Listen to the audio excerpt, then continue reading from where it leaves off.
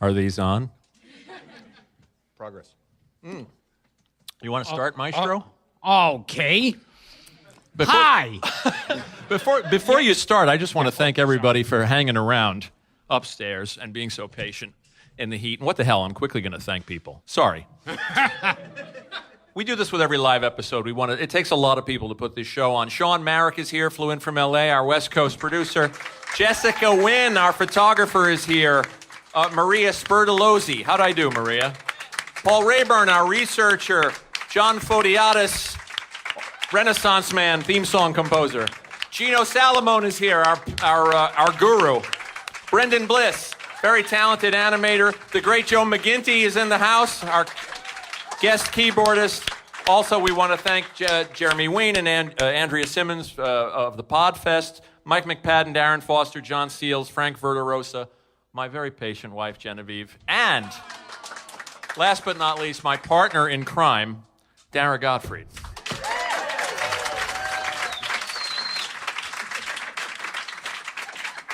And now, sorry about that. You have to thank the people. Hi, I'm Gilbert Gottfried. And this is Gilbert Gottfried's amazing Colossal podcast. I'm here once again with my co-host, Frank Santopadre, and we are recording at Cake Shop in New York City. Our guest this week is a comedian, actor, author, comedy writer, and one of the most popular and admired talk show hosts in television history. In his 6-year career, he's appeared on dozens of... Six decade.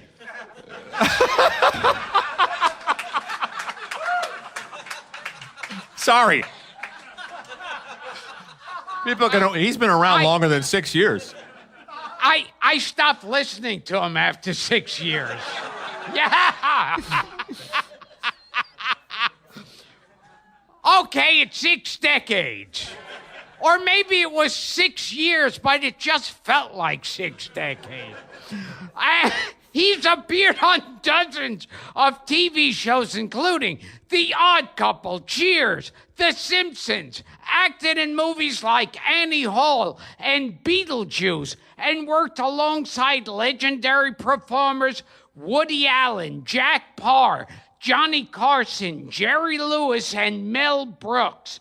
He's also authored 4 books, including Cavett, Ion Cavett, Talk Show, and his latest book, Brief Encounters, Conversations, Magic Moments, and Assorted Hijinks. But he's best known to generations of TV viewers as the host of several memorable talk shows featuring interviews with a who's who of entertainment icons, including Katharine Hepburn, Orson Welles, John Lennon, Marlon Brando, Janis Joplin, Alfred Hitchcock, and his personal hero, Groucho Marx.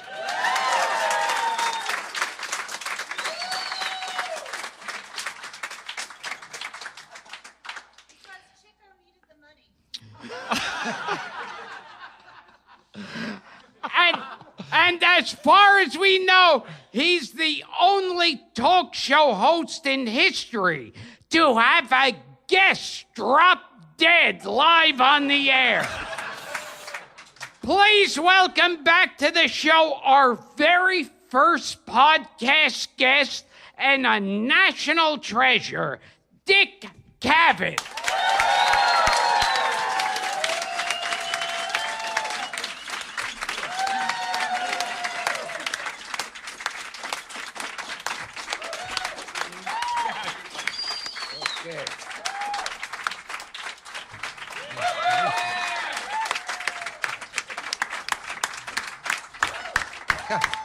What a thrill. I got a 2-person standing ovation. Did you see that? Wow. Hey, back there, I thought I heard you say something about my 6-minute career. Or what? Yes. Yeah. Well, that's what I was hoping it was. Yes. Yeah. So what's yours? A 6-syllable?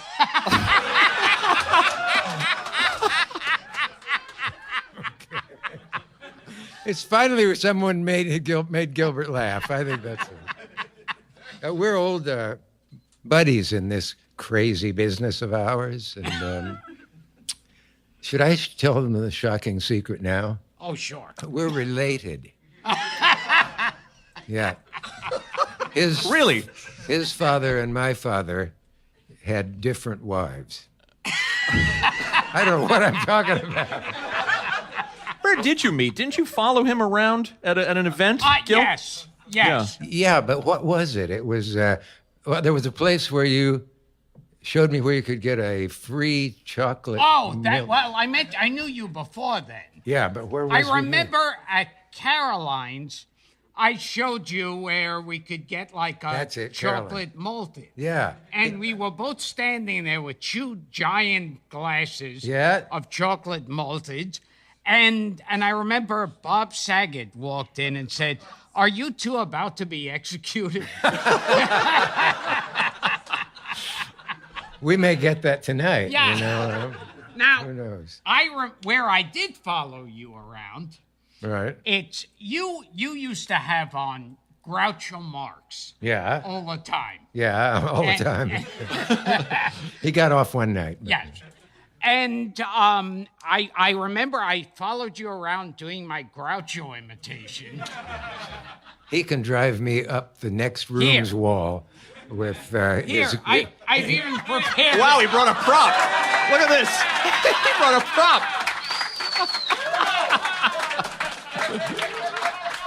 Oh, come on, Gilbert, do it.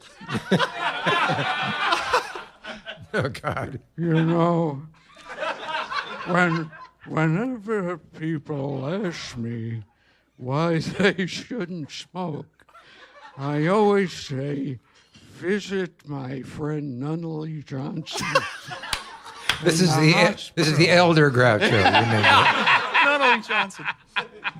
You know, I wasn't supposed to be in Love Happy, but we did it because Chico needed the money. There we go. Perfect. Ever since songwriters started writing songs, they have written songs about the rose.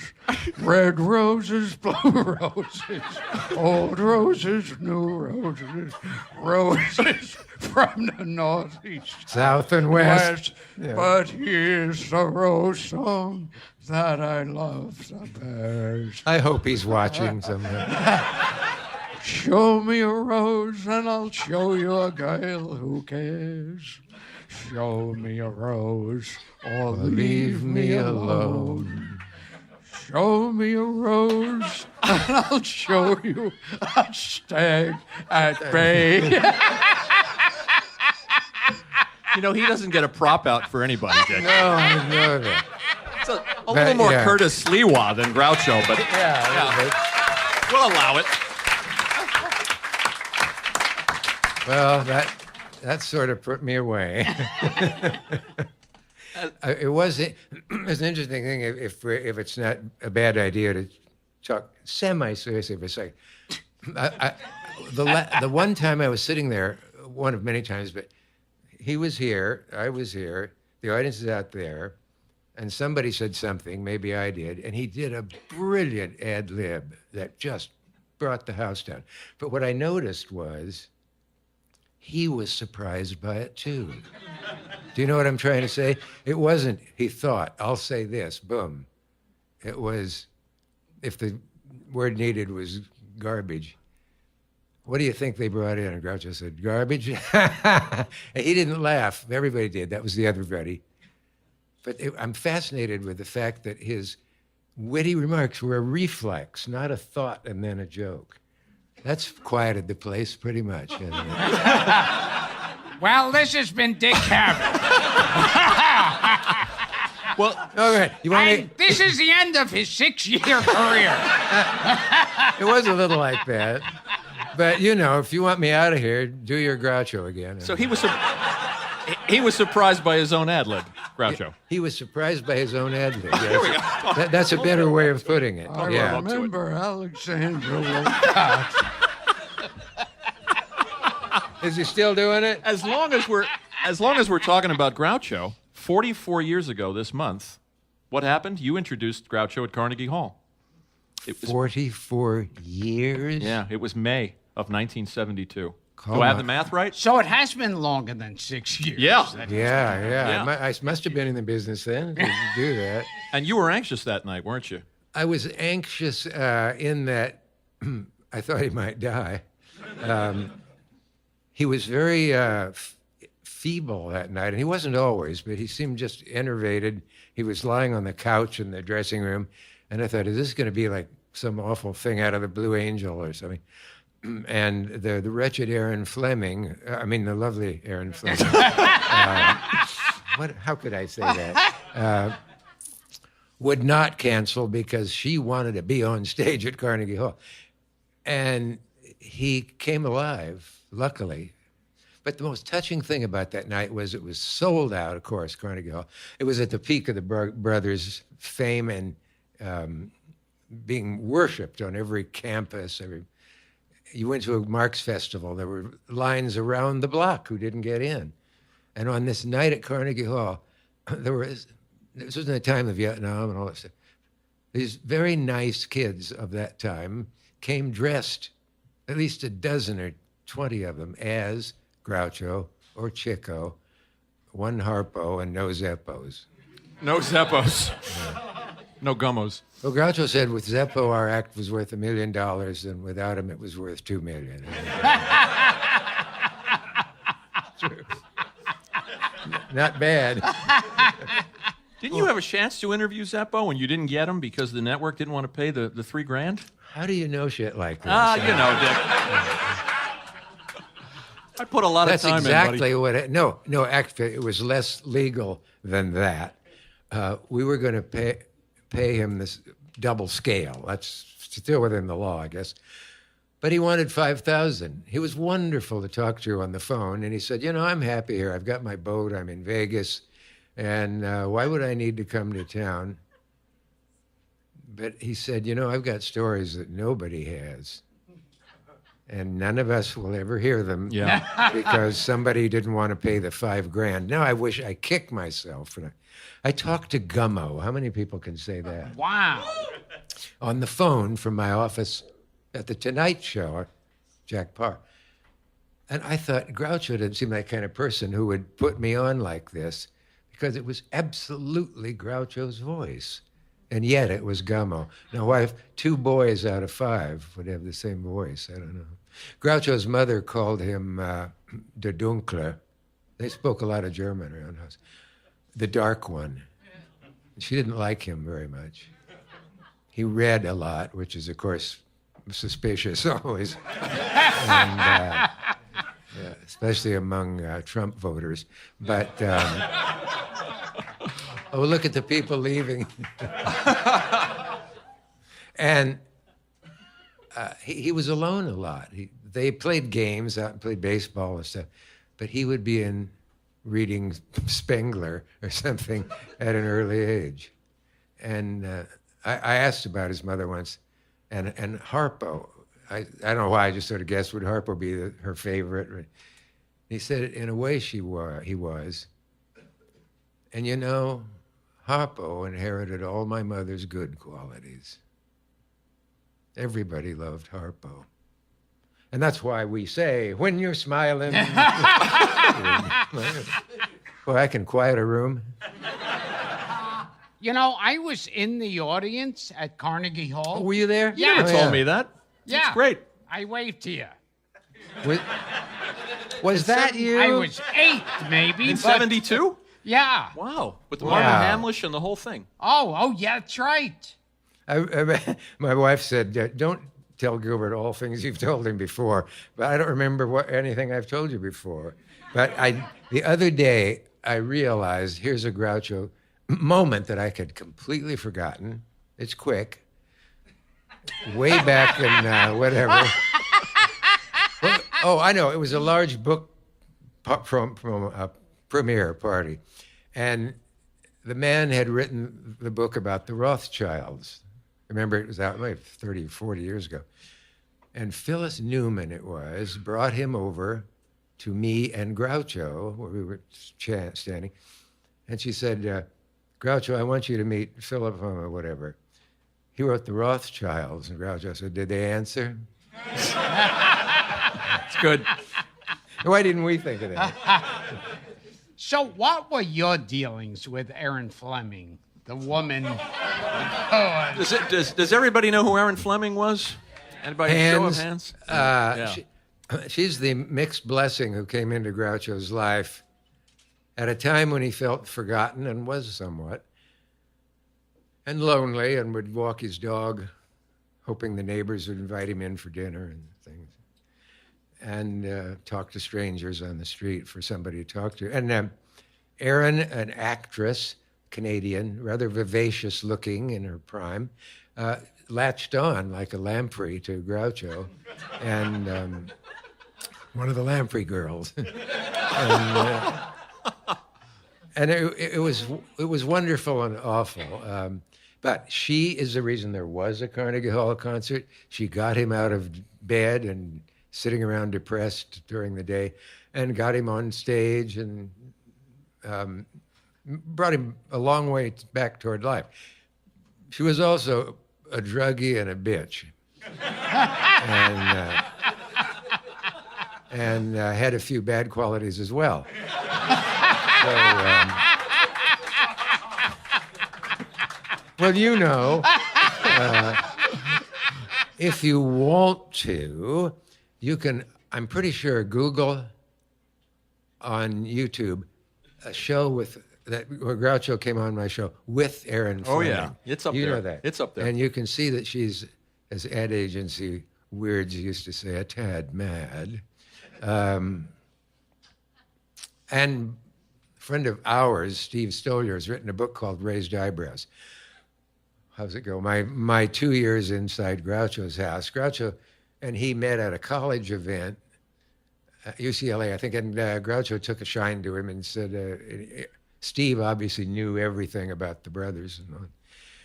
And so he got to work in Groucho's house for 2 years, and he wrote a really readable, good account of that called Raised Eyebrows. And we've had Steve on the show. Yeah, Yeah. I heard you had a He's great time. It's a great read for And you Groucho did, fans. the two of these guys did, the most famous movie stars. They can both do voices, genius. I hear you did Shepard Strudwick. And Ian, did you? You do Shepard Strudwick? And Ian Wolfe? Did you do Ian? I opened with that. I'll tell you what. Oh, God, you knocked me out the first time I ever saw you. I didn't know what I was getting in for. A friend of mine had seen you. He took you out of the club. And the highlight for me was you did a faultless Claude Rains.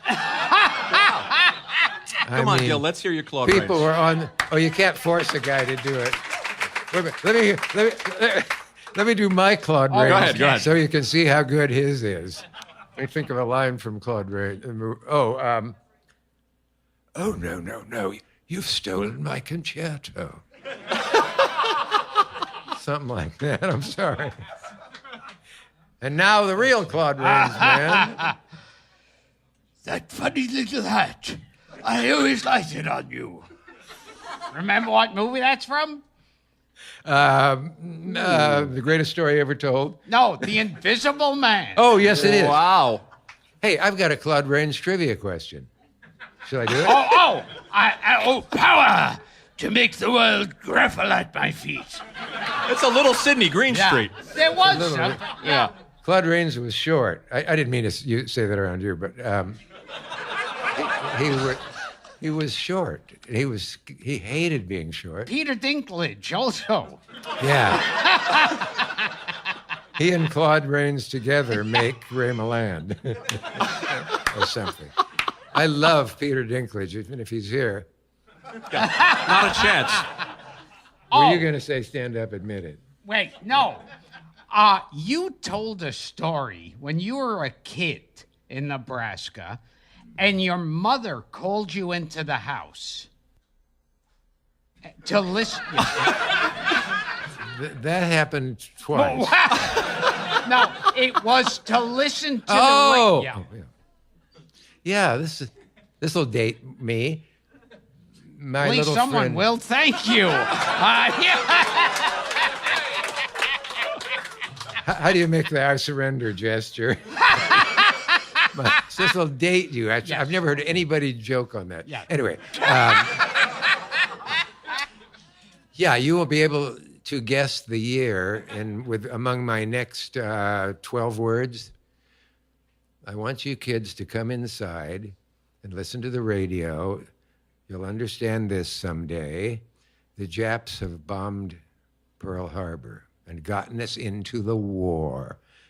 And we were little kids, and I thought, who are the Japs? Who is Pearl Harbor? Because there was a Pearl Wilson living next door. And what is the war? The war, what? I hadn't seen Duck Soup yet, and I didn't know what to make of this. Sunday, interrupting a concert. And the next 5 years were us and the Japs. I'm sorry to the Japs sitting here. And you said your mother said it was going to be bad. Oh, no, actually, that was either my aunt or my mother, who were teachers. And one of them said, when this is starting now, the kids in junior high now are going to get the worst of this. And it was totally accurate. And many of them were killed. Hard to remember. I've had people say this can't be true. Describing, you're not old enough to remember this, describing propaganda posters that were in the post office. Slap a Jap and the illustration would be Japanese figures, because you knew by their face that they had round glasses and buck teeth the size of dominoes, and they had rat bodies, and they were coming out of a sewer. And that was typical. There were many, many, along with the loose lip sync ships. But I remember James Agee, in an essay at the time, said, I sometimes wonder what the effect of this racism will be will we pay for it when the war is over, and so on and so on. Kind of astute comment for the time. James Agee, what did he write? A Death in the Family. Death in the Family. Yeah. He wrote in another essay. And a screenplay. Night of the Oh, Hunter. and screenplays. Night of the Hunter. Yeah, that's right. Was that Agee? Yeah. Oh, gee, I wish I'd known him. He said about Groucho, I sometimes worry if everyone in the audience gets his weirdest curves, meaning they're too complex in some ways. This isn't the starkest example, and slap me if I've told it to you before. I don't need a reason to slap you.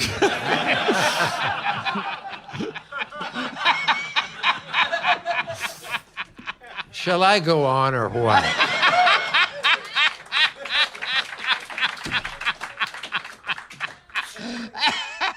You're sitting over the alligator pit. Boom. What was I talking about? Can I ask you something that Steve Stolier sent us? Yeah, but it'll drive me crazy that what you asked me just before I started. Weird curve. Thank you, my dear. I'd marry you, whoever you are. Thank you, Martha. I rent a car, Beverly Hills, had dinner with the two gentlemen about to name. One was Julius H. Marx, better known to you as Groucho, and the great Harry Ruby. If you can ever see a rerun of one of Groucho's You Bet Your Life with Harry Ruby, very sad face, great songwriter, 3 little words, and almost every song you can think of. One of them was lovable, funny, dry, great man. But anyway, I thought, I wish to hell I weren't driving this car and had a tape recorder, because they were chatting, 2 great old-time legends. We stopped at a light, I think maybe on Sunset, and I heard Groucho say, that building there, that's where your son lives, Harry. And Harry Ruby said, no, he doesn't, Groucho. He said, yeah, that building right on the corner, that's where your son lives. And he said, my son does not live there, Groucho. He lives way over on Wilshire. Here comes the weird curve. And Groucho said, well, that's funny. I ran into him last week, and he never mentioned not living there. That's weird. I like that. You never met Chico. No, I wish I had. Did you? Or did you ever meet any of the brothers? No. Yeah. Well, Chico died in '61. Yeah, I saw one clip of Chico being interviewed, and he had on the full outfit. He was on some English talk show, and I thought that way I wasn't sure if he was trying to do Chico, but not having the energy, or trying to talk normally and falling into Chico. But you could definitely hear traces of a person other than like that, man like, other than Chico, like yeah. a New York guy. Oh, I would love to see Yeah. that. Leonard That's Marks. fascinating. Yeah. Yeah. Wasn't there Yeah, a Chico. lost episode? Isn't it one of the lost Cavett episodes, Groucho and Harry Ruby? Yes, sadly. I'm sorry to keep bringing up You numbers here. brought me down to the floor. My morning show, 2 weeks in Hollywood, and they said, you're going to enjoy Friday. We've got Groucho Marx and Harry Ruby. Somehow, now in that time, ABC, in saving a little money, we learned scandalously, was as soon as those shows were taped in the morning, they took them out and ran them through the machine taping Let's Make a Deal. Ooh. That treasure is gone, and many more. Yeah, that's awful. And the sons of bitches who do that have no compunctions about it. Johnny nearly got the assault rifle and went into NBC in New York when he learned they had 86 his entire New York run. Well, what's his name? Kovacs. Ernie Kovacs. Ernie Kovacs. Ernie Kovacs, yeah. I heard a story. They called his wife, Edie Adams. Edie Adams, Edie Adams. and somebody said, I work here at the station. He said, come here right away. They're destroying all of his shows. Jesus. Yeah, I've heard that story too. I've never heard that particular one, but I know a friend of mine, same plot sort of, said, come over here to NBC. In fact, don't just get here. And they got there, and this guy's friend said, I got to quit this job. I just erased George S. Kaufman's first appearance on The Tonight Show, which was stunning. And as Groucho aged, he never did what a lot of old men do, tell you things you have to pretend you haven't heard before. He never did that, except once. And I can still hear it. It was, did I ever tell you the greatest compliment I ever got? And I said, no. The greatest compliment I ever got was George Kaufman said to me, Groucho, you're the only actor I'd ever let ad-lib in something I wrote. Kaufman, the great writer, plays director. Once I asked Groucho, what sort of things do you remember Kaufman saying that you liked? And he said his advice to his daughter. I thought, uh-oh. I said, what was it? And he said, sample everything in life except incest and folk dancing. I love that line. Did that offend anyone? Can I make a strange turn? One of those strange turns, Dick, that you were just talking about? Maybe you want to comment on one of these. I asked Steve Stolier, your friend and ours, if he had any questions for you. He said, ask Dick, if you want to field one of these, ask Dick about Pat McCormick and the leg braces. Or, does that ring a bell? Oh, yeah. Is it too... I'm not capable of describing who Pat McCormick was if you don't know, but I hope you somebody... guys know who Pat McCormick was.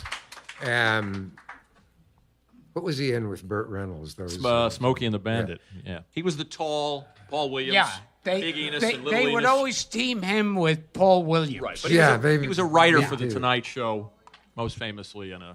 Maybe the funniest man I've ever been around. I mean, you can't get any funnier. Well, maybe Jonathan Winters and a few others, but Pat did outrageous things, and he got away with them because he was 6'5" or something, and this great Irish, wonderful, almost baby-like face when he wanted it to be that way. And you had to get used to being with Pat because you'd be walking down 6th Avenue and there'd be a man struggling along on crutches, and Pat would go, hee hee. Oh. Now, which of us would never think of that? But they were witty things.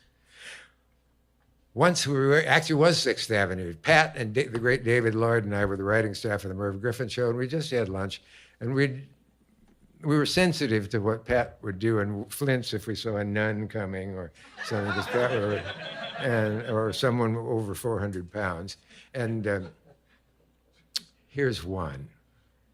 A man came our way along 6th Avenue, and I didn't see him, but David went like this to distract Pat. Pat, look.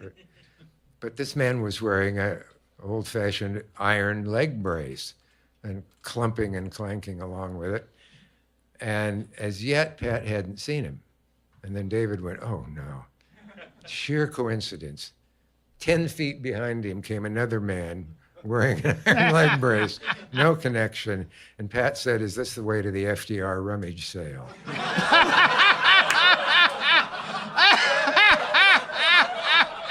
And the other one, another, I love that. Another one was that others have claimed was Pat. He had a thing about Ernest Borgnine. Who doesn't? And it had to do with personal hygiene, as I recall. He said what was that gum that was supposed to help your breath, that little box that rattled? Tic Tac? Sen-Sen? No, but that's all right. Yeah. Let's say it was Sen-Sen. When Ernie opens a Sen-Sen package, a white flag comes out. But the masterpiece of all, his breath could start the painting. Wait a minute, I don't want to take any chance on getting it. Maybe I went through to myself in my mind. 2, 3, 4. Oh, yeah. His breath could start the windmill in an old Dutch painting. What a concept. Oh, boy. I urge our listeners to look up Pat McCormick. Now I have to know if me and my friends are the only people who know this, or are you familiar with the Pat McCormick helicopter story? This is a greatest hit on this podcast. Possibly, but I'm not at this moment, so... That Pat McCormick and his friends, other showbiz cronies, writers, would try to outdo each other once a year on a dinner that each one would be in charge of. Wow. And so when it was, so they would try to, fly people to Paris or like do, just insane stuff. And now when it came to be Pat McCormick's turn, he led everyone to this heliport, and where they handed everyone a paper bag with a tuna fish sandwich and an apple in it. And everyone's looking, what the hell is this? And then they were taken one by one in a helicopter where a hooker would blow them while circling their house. Oh, yes. Yes. And they did this, and one of the writers says he went home that day, and his wife said, so how was the dinner? And he said, it was so-so, okay. And he goes, how was your evening? And she goes, it was kind of strange. There was a helicopter circling. And you had Tim Conway confirm that story, Yes. did you not? I was working with Tim Conway, and I said to him, look, I don't know if this story's true. But Pat, and without even going, I go, Pat, and he goes, helicopter?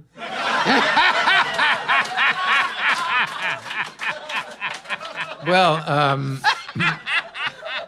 it's about the time I was working for Par, just to date this, early 60s.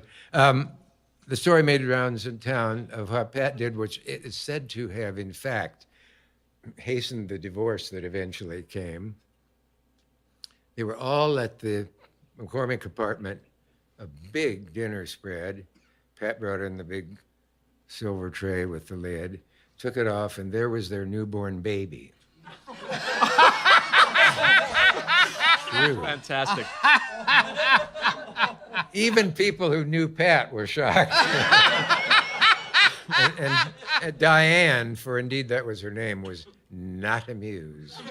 Baby's the son. Baby wasn't having a bad time.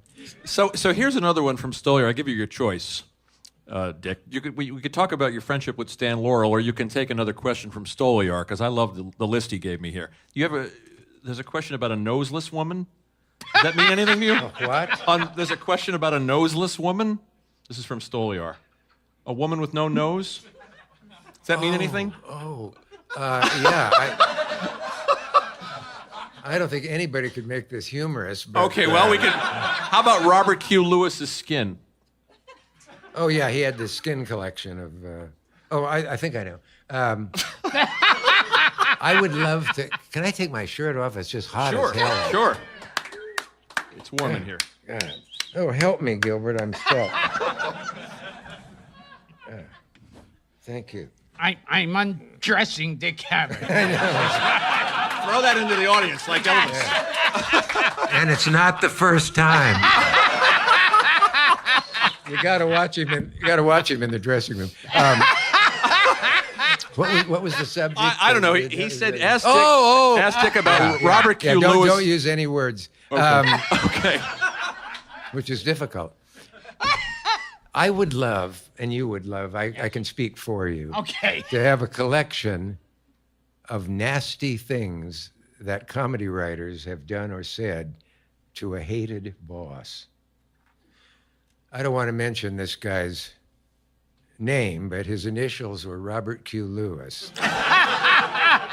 And anyone remember him? You got to be a certain age. Who remembers Robert Q. Lewis? He Anybody? did. He was on game shows. Game show guy. He was Arthur Godfrey's constant understudy, and he was an amusing, kind of pointed face, witty kind of guy. He was good, but a schmuck.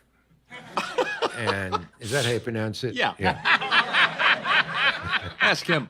I meant Italian. Yeah. I meant how you pronounce butt. Anyway, but a schmuck. They were in the middle of the season. He had a 2-hour radio show at one point, and he was nasty to the crew, famously. I mean, to the writers especially. A lot of people who have comedy written for them hate the people supplying it because it reminds them that without help, they wouldn't be where they are. And Lewis said something terrifically nasty, whatever it was that's lost to history, to a group of his writers in a room, and one of them got him. Now, tiny bit of background. Lewis had to have nose putty, kind of putty knifed onto the craters in his face, probably from smallpox, I don't know what. And he was very sensitive about that. Can you see it coming? He said something to the writer, and the writer said, "That's it. I'm out of here. Keep my paycheck, bastard." And then he went to the door, paused to the door for a minute, and said, "Oh, I never got to ask you this, Bob. What's par for your right cheek?"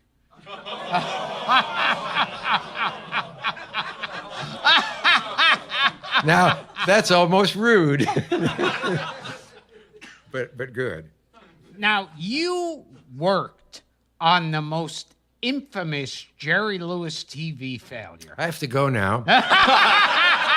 Bring the room down. Yeah. Was that the 2-hour version of the Jerry Lewis You show? you know all these things. You don't need to pretend you don't know everything. Well- but you do it so well.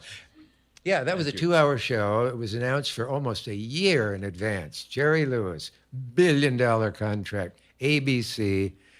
You know how he got it? He hosted The Tonight Show for 2 weeks in the summer between Johnny and Jack, or Jack and Johnny. And he scored heavily. He was just wonderful. And I wrote for him and liked him. And then it was this is the biggest show anyone has ever had. Nothing compares. No spectaculars, a word they used to use. He will have 2 hours live from his Jerry Lewis studio, from the Jerry Lewis Theater in Hollywood and Vine. It was not, I talked about it a little afterwards. Kennedy was shot. About 3 weeks later, the show had its merciful death. It had run for about 12 weeks, I think. Catastrophe is too nice a word. I was there opening night watching it, and I thought, they aren't going to put this on the air, certainly. Oh, wait, it's live. I remember one joke I gave Jerry. It was, and he's the only one he used that night, opening night. It was, why do people keep saying, what's he going to do for 2 hours? So articles, ads. Jerry, what's he going to do for 2 hours? What's he going to do for 2 hours? He said, why don't they ask Liz and Dick what they can do for 2 hours? 2, 3, 4. And they liked it. Did I leave something out? Maybe the mic was off. I'll give you another chance. Why me? Oh, that was it. Why me? Why me? Why don't they ask Liz and Dick what they can do for 2 hours? Well, this was at the height of the affair in every day's papers. Okay, try it again. Just say it one more time. And this time I want a rousing reaction. You sound like the studio warm-up man. Yes. When Jackie comes out on this stage, I want you to... tossing T-shirts Yes, out in the anything you audience. want. I want you to tear the roof off this Say theater. that joke again. Now, everyone, greatest joke you've heard in your life or religious experience. Say it. I forgot. Had something to do with a dog. I don't think I ever told this before, and we may wonder why. No. Everyone in America, apparently, from the ratings, tuned in for that much ballyhooed, knock over your head, open night.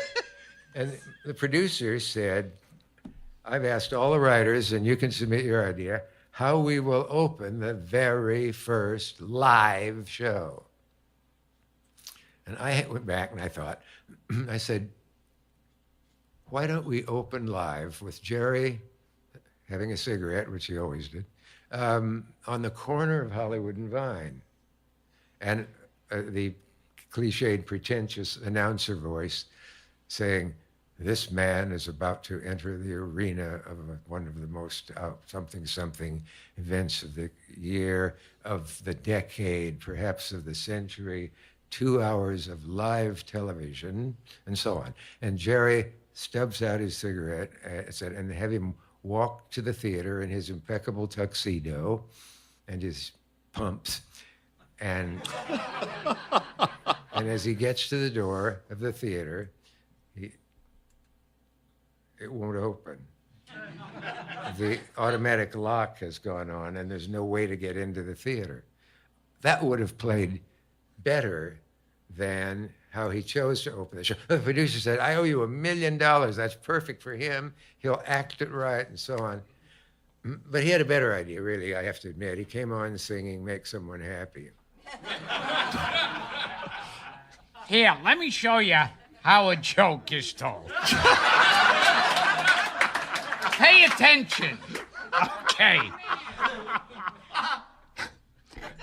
Everyone wants to know what I'm gonna do for 2 hours. Why don't they ask Lynch and Dick what they gonna do for 2 hours?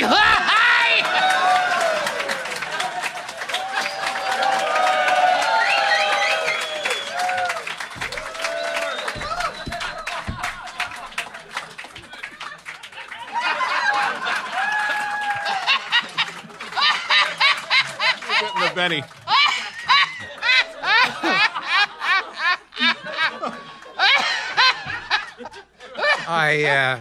I'm sorry, I wasn't listening. Aren't we fun?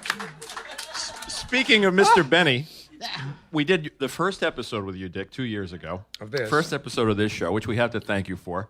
Yeah. Here we are 110 episodes later. And they were saying, what's he going to do for 2 hours? Everyone said it. I would confess, and Gilbert and I have told this on the show, the first guest we interviewed, we were not able to use the material. And then Gilbert had lost faith in the idea. Yes. We walked to a pizzeria, Dara, Gilbert, and I, and he said, well, that was fun. And I said, listen, give it one more chance. Let's get a guest who's an automatic. And we called Dick Cavett. Yeah. And the show was born. Yeah. And on that show, you told a favorite Jack Benny story. Oh, yes. How long ago was that, in fact? 2 years. You were about to do the Lillian Hellman play. Oh, yeah, I'd do the play. Well, it was great fun. At first, I thought, I really did think, what are Gilbert and I going to do to fill the time? But it turned out to be no problem. I am curious as the precise reason you couldn't use the first one you did from filthy material. No, unfortunately. Because how would that disqualify? The guy was not our youngest guest. He was a guest that was so many years. He was a little bit up there, and when my brother Chico. Wasn't that one? No. You know, I was working with Sig Roman, who was a wonderful character. Yes, he was. From To Be or Not to Be. Dick Roman. Down below, sat the devil talking to his son, who wanted to go up above. Up above. You look like Rhoda Morgenstern with that hat on. More than Groucho. They say it's getting too hot for me, and so I'm going up on ice where I can have some fun. And the devil says, you stay down here where you belong. The folks who live above you, they don't know right from wrong. Let him tell the Benny story, because it's a. Did you see the show where he sang that horrible song by Irving Berlin about war and brothers killing brothers? That was this one. Yeah. That's the one. I wonder if it's online. I'd like to know though. They're breaking. The one you. They're breaking the hearts of mothers. Brothers killing brothers. Brothers killing. Yeah. Irving Berlin. Yeah. Of all people. Yeah. And that Groucho would always sing that whenever Irving Berlin was in the he'd love to do that. Yeah. I prefer Easy Peasy myself. Oh, yes. Easy Peasy, the one he sang on the Dinah Shore Peasy show. Weezy, Peasy Weezy, yeah. I wonder if Berlin wrote anything else. That was the name, wasn't it? You want to tell the Benny elevator story? It's such a gem. Or you can tell a Dick and Liz story. I think I'll just tell Dick. That always gets a laugh no matter what. Okay.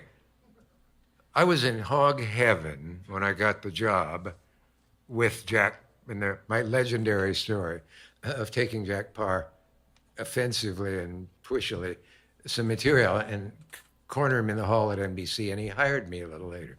But that same building And when I got to work on the show, I thought they can kill me now.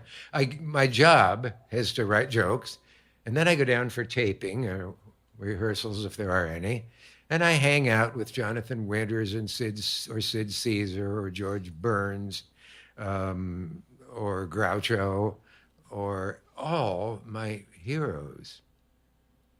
This night, into the taping, Carson Tonight Show, Jack Benny, whom I'd been chatting with before the show, and I'd go in and corner these people in the green room. I asked him about Mary Livingston and a couple things. And he was so nice. And so somebody pointed out that Jack had the record for the cleanest working huge star in comedy ever. So there was that. And there was that I'd grown up hearing him on his night. Hello, everybody. This is Jack Benny. All my life. So he went to get in the elevator, and it was this elevator sort of segregated for the stars.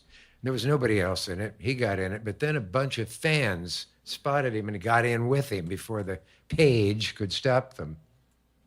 So I got in, of course. And we're going down, it would be 7 floors. And at the first floor, as the door closed, somebody said, "Are you really cheap?"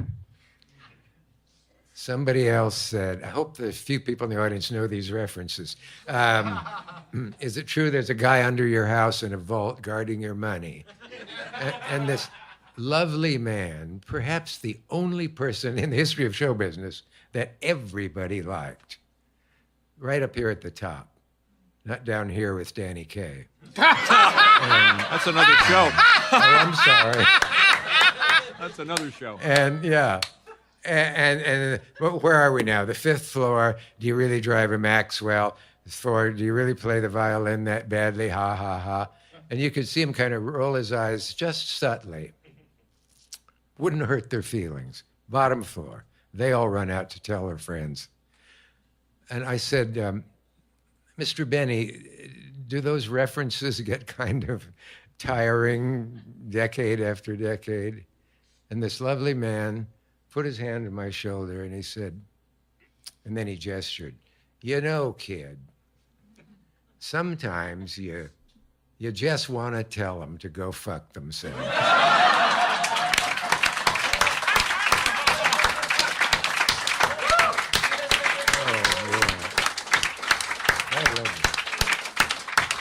Can you imagine? Your best. That was just that voice that had come out of my radio. A shocker. You know, I heard a story from, of all people, Ed McMahon. And Ed McMahon told me he went to a roast of Georgie Jessel. And Ed McMahon was just a kid at the time, yeah, and he was thrilled to be around these people. And Jack Benny goes up to the podium, and he freezes Ed McMahon just watching Benny. And Benny goes, "You know, Georgie Jessel has to fly to Israel tonight. You see, he's got a cunt in Heifetz." "Oh, not a woman, an actual cunt. He wears it for a toupee."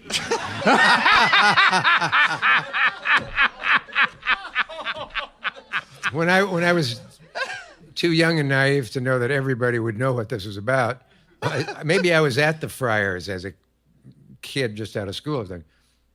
And I said, "Wouldn't you say it's true that if it weren't for Milton Berle's penis, all roast shows would be only half as long?" It's true. It's true. And speaking of half as long, We have time for 5 minutes of questions. Jeremy, where are you? let me just say this. Oh, go ahead. There's Go a ahead. little bit to it. Sure. Jessel, annoyed that he was at the farthest end of one of the long roast tables, where everybody is, and somebody did a joke about Burl, because half the stuff was always about Burl's member, and members only. And Jessel stood up and ad-libbed, I guess. I know that the joke in here is always about Milton's penis and how long it is. Well, I'm here to verify that. I'm standing on it.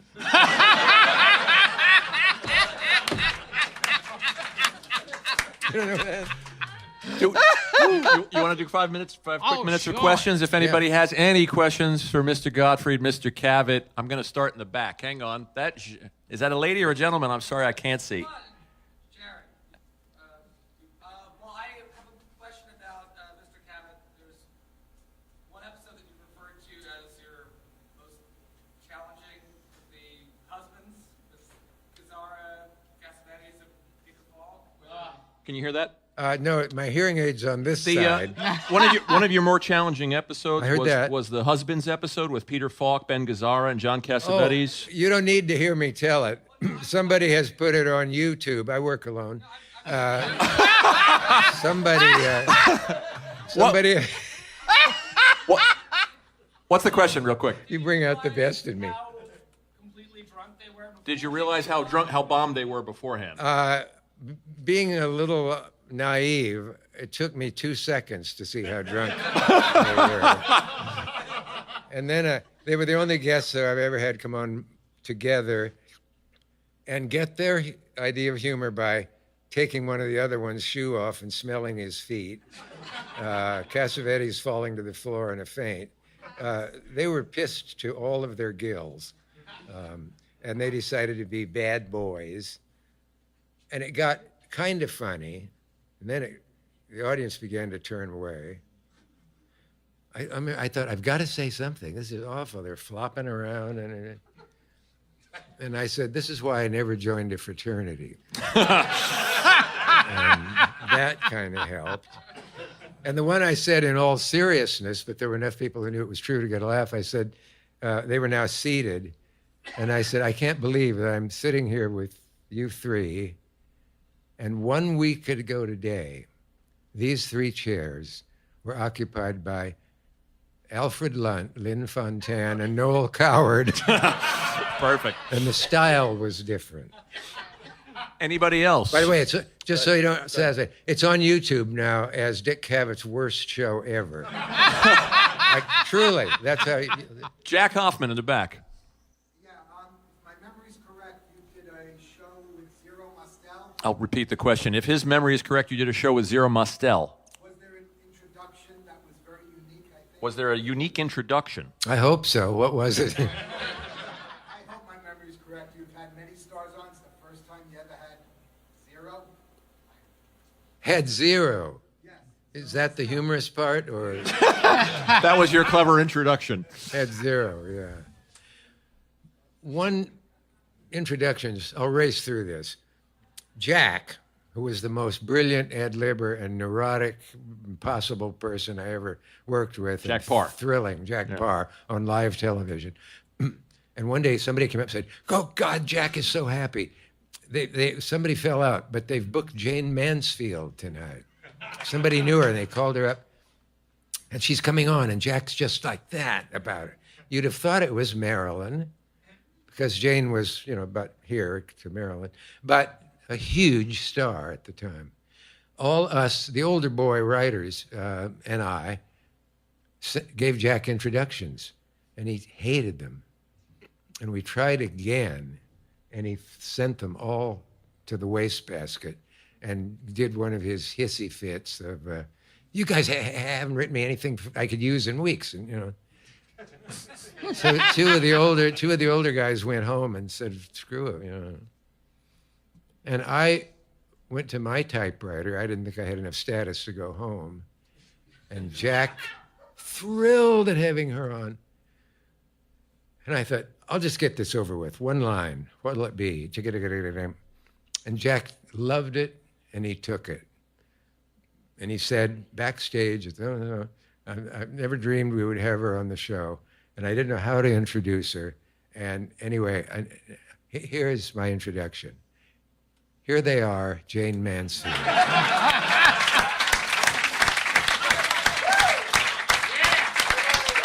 Thank you. One more quick question. Jonathan, right here. Hi. Yeah, I'd like to see that again. I never saw a show I did with the Muppets. A show with the Muppets. question was, I did an amazing show with the Muppets. Yes, that's just more that's of a a question. more of a. Tell us about the Muppets. I don't remember one thing. They really stood out. Bless my heart. No, I do. They were wonderful, and of course, it was fun to work with them. And there's a picture of me leaning my head against the giant blue guy, whatever his name was. But the worst part of doing it was that I came downstairs, eager to do the show in 5 minutes or whatever, 5 minutes later, and I looked on a table, and there were all the Muppets dead.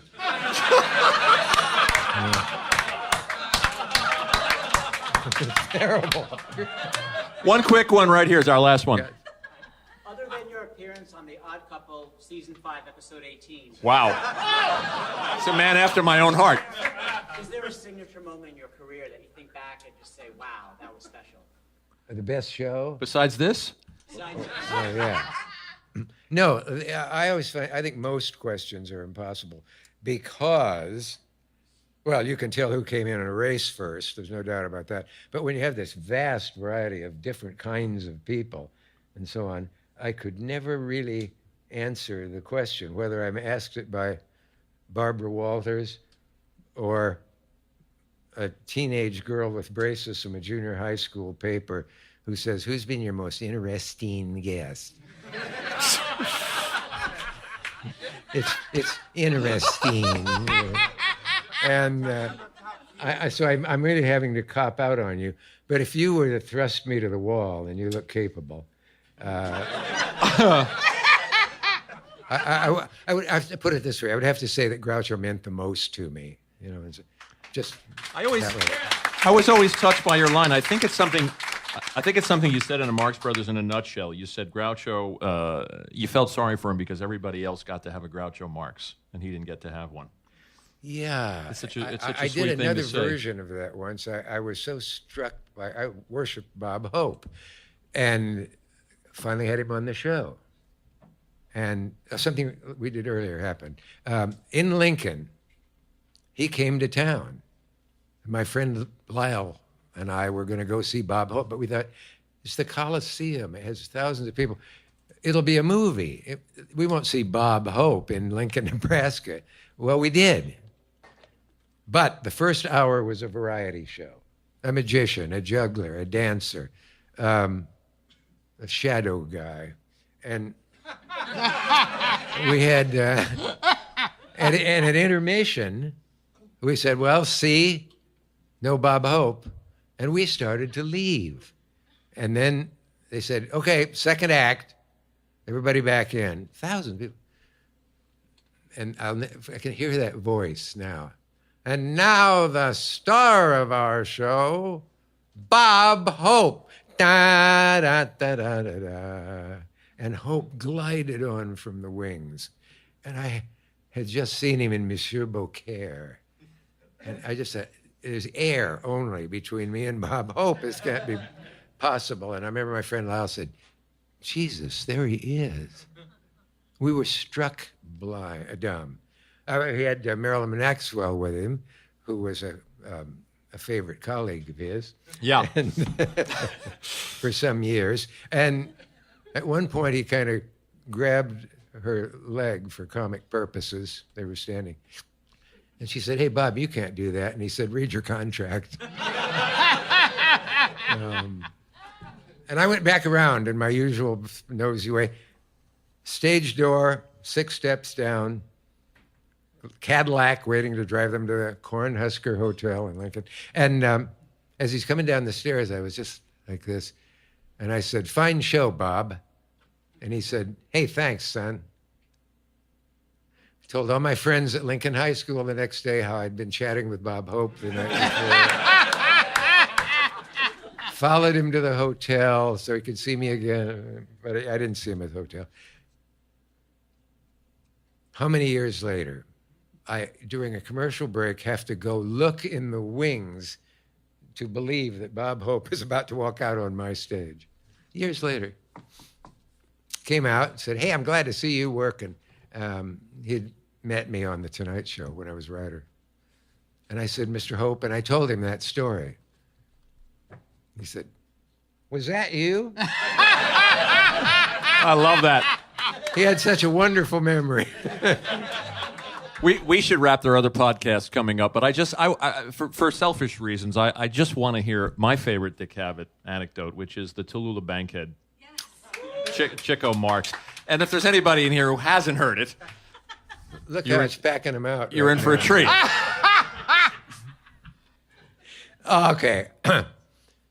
Groucho was asked by Chico to introduce him to the great Tallulah Bankhead. And she was new to New York and took the town by storm. Cover of Life, cover of Equity magazine, covers of everything. This great beauty at the time from Georgia. Her father was head of the House, Speaker of the House in Washington. Her uncle was a senator. And Groucho said, Chico, this is a lady. You're going to meet her. Great beauty, great wit, beautifully educated, great in her clothes. And Chico said, oh, for Christ's sake, I'm an idiot on stage, but I can be a gentleman. You know I can. I guess it's the dance floor, maybe between dances. And people standing by hear the lines, Chico, Miss Tallulah Bankhead. Miss Bankhead, my brother Chico. Chico, I want to fuck you, Miss Bankhead.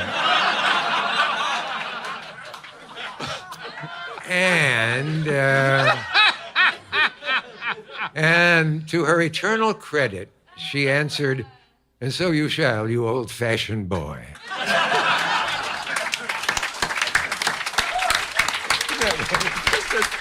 Just a gem. Thank you, sir. You want to take us out, my man? No. Okay, because we have to rush this, I gotta go fast. Oh, no. We've been talking to Dick Cavett, who's had a long career. Wouldn't you love to have the golf hat that Groucho sometimes wore? with The, the- with the ball and the balls? bird. Yeah. Yes. It had three, With clown faces three on knitted it. white golf balls and two little odd men or something knitted. And on the show, Groucho, a show of mine in which Groucho proposed marriage to Truman Capote. The only line I remember vividly was, Groucho, I could never marry a man who has three balls on his head. On his head was never heard by three balls that I already had. Captain Spaulding, Yes. take us out. Okay. Hi, I'm Gil. No, that goes at the front. Oh, okay. Yeah. This has been Gilbert Gottfried's amazing Colossal podcast with my co-host Frank Santopadre.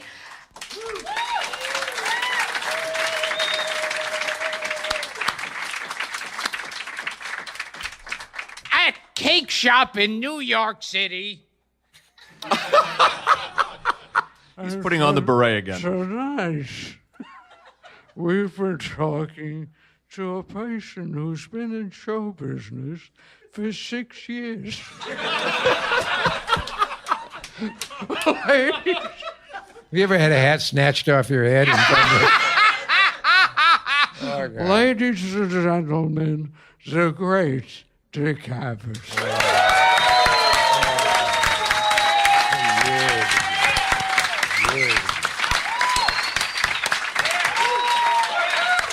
Okay. It's okay. Get the book. See, only two applauders are standing. Okay. That's fine. Thank you. Thank you, New York Podfest Takehouse. Thank you guys all for coming out. Yeah. I think they liked it.